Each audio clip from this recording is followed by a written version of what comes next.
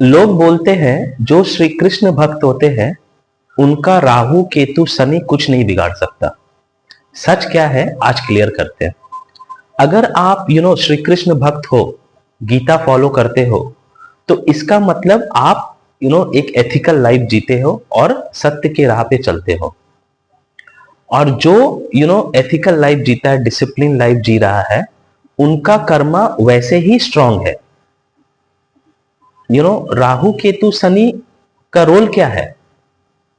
ये दंड देते हैं, पर उन लोगों को जिनका कर्मा बिगड़ा हुआ है। याद रखिए, ये भी श्री कृष्ण की ही रचना है। राहु केतु शनि को श्री कृष्ण ने ही बनाया है न्याय बैलेंस करने के लिए। अगर आप पाप करके सोचो मैं श्री कृष्ण भक्त हूं, मुझे कुछ नहीं होगा, तो ये गलत सोच है। भक्ति शील्ड नहीं है पाप के अगेंस्ट। कर्मा का रिजल्ट तो मिलेगा। अगर आपने पास्ट में किसी का दिल दुखाया है, या कोई गलत काम किया है और आज भक्ति शुरू करते हो, तो इसका मतलब यह नहीं कि उस कर्मा का कॉन्सिक्वेंस खत्म हो गया।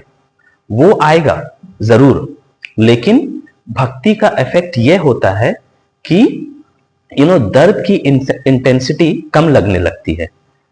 फॉर एग्जाम्पल, जैसे नींबू पानी में सिर्फ नींबू हो तो सिर्फ खट्टा लगता है, पर जब चीनी मिल जाती है तो टेस्ट बैलेंस हो जाता है। भक्ति वही चीनी है, सजा को मिटाती नहीं, पर जीना आसान कर देती है। पर जो सच्चे भक्त होते हैं, उनका कर्मा जल्दी बिगड़ता ही नहीं। उन्हें पता होता है क्या सही क्या गलत। इसीलिए उन पर ग्रहों का प्रभाव नेचुरली कम पड़ता है।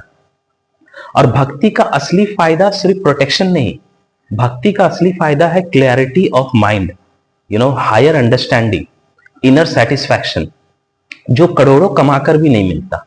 और मैंने पहले भी कहा था, भक्ति सिर्फ पूजा नहीं, भक्ति का मतलब है गीता के रास्ते पर जीना।